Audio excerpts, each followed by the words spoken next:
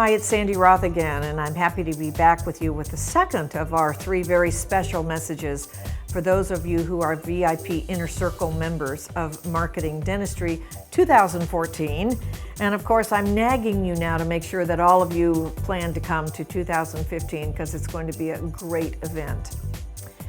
I want to talk with you a little bit about the way we think about the configuration of the staff in our practices. When I ask people their role in the practice, they often will tell me they're either part of the front or the back, the dry or the wet. But when you think about it, the practice is much more significant than simply an administrative and a clinical perspective. So let's think about it this way. I want to redefine the concept of administration for you. If I'm an administrative person, in my definition, I take an inanimate object and I move it from there to here. I take a piece of data and I put it into the computer. I take a piece of data and I move it to a different place. I take a check or money that people give me and I put it in the bank. I also take an instrument from the clinical area and I clean it, I sterilize it.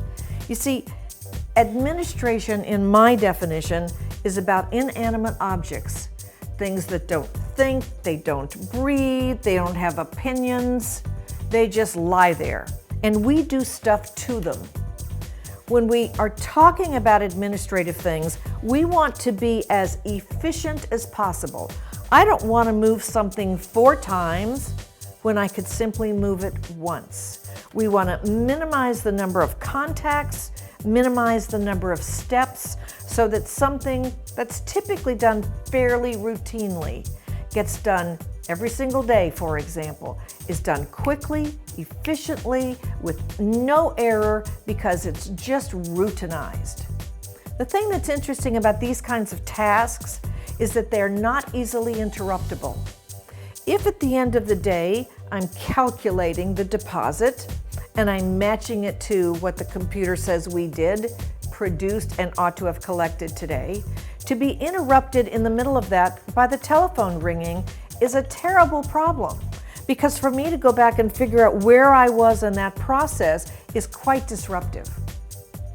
These are mostly tasks that can be done out of the way, not in front of patients, not where there's going and coming throughout the whole day, and can be done by someone who we want, who's just anally compulsive. Attention to detail is very, very important. Someone who likes to have their pencil in a certain place, their stamp in another place, their Germex in another place, and don't move my things because that's where I want them. You want someone who's terribly organized and focused on things. So here's what I want you to think about. How are you mixing administrative tasks with interpersonal dynamic tasks, behavioral ones?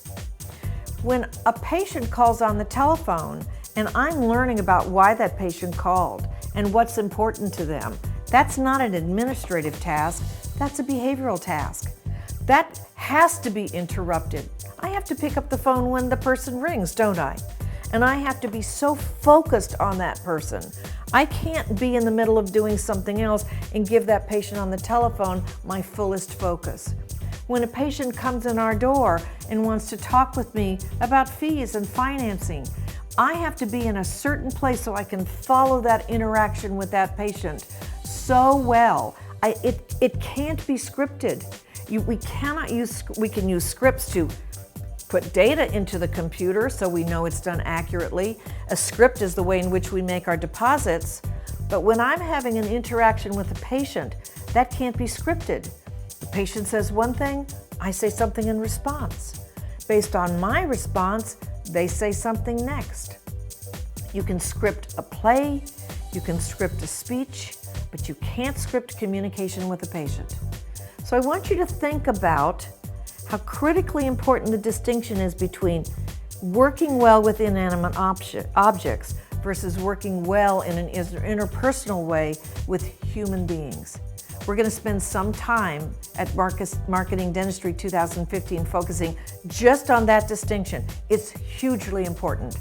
Please join us. We look so forward to seeing you.